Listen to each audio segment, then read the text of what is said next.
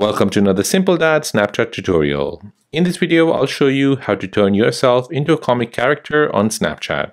If you're new here, please subscribe to see more videos like this and don't forget to like this video. So if you want to turn yourself into a comic character, then let me show you how to do this. So first you want to open up your Snapchat app. Next you want to tap on the Explore button here at the bottom. Now in the search, you want to type in comic style.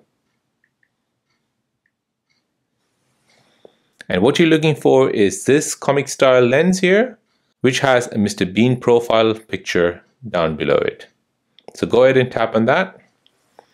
Now once you do that, your face will turn into a comic character. So go ahead and create your Snapchat stories using this comic style filter. And that is how to turn yourself into a comic character on Snapchat. If this video is helpful, then please subscribe to see more videos like this. If you have any other questions, then please do let me know in the comment section down below.